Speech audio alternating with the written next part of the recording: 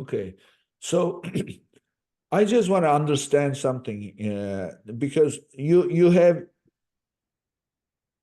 when you sit at your desk and you have nothing to do with Amazon, Yeah. Rufus is not going to be doing anything because you have no connection. So there has to be some interactions, obviously. So you take the app, and what are you doing with Rufus? Are you speaking into it, or are you typing into it, or Yeah, what are you? it's a great question. And I I think Jeff Bezos is a genius for many reasons, but one of the many reasons is that he's been betting on voice for a very long time, in the form of Alexa.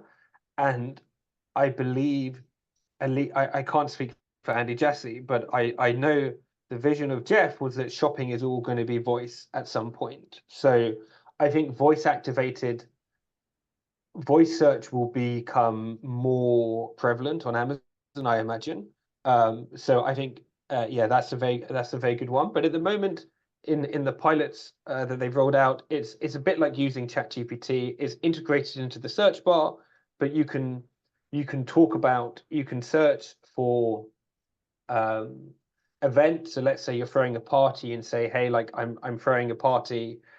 July 4th is coming up, for July 4th, and it will be able to surface your products across different categories: hot dogs, um, you know, uh, bunting, barbecue sauce, or cross-category products.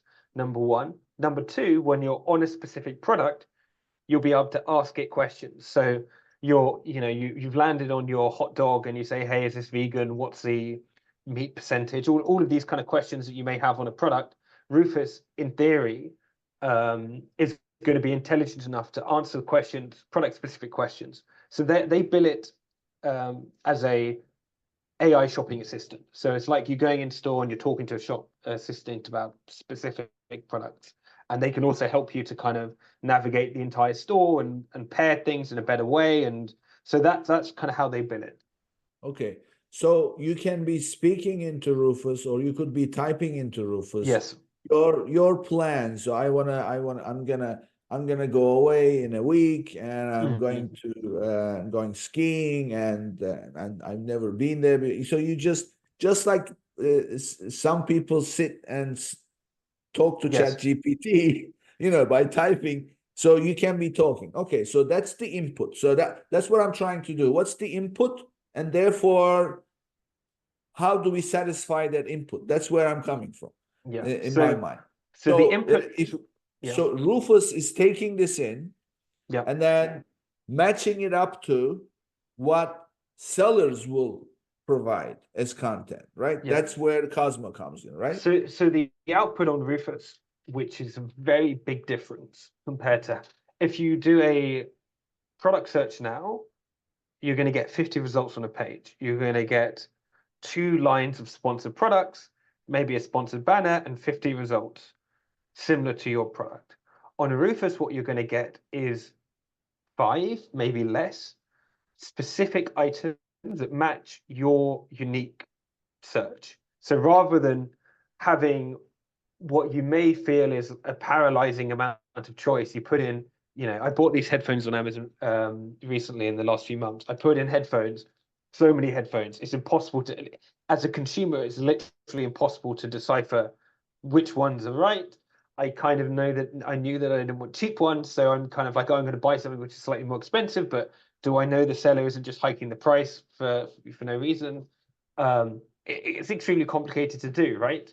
But with a Rufus, you can talk to and say, hey, like I want headphones, I want kind of, you know, mid-range, high quality. You could explain your shop, and it's going to give you back a curated list.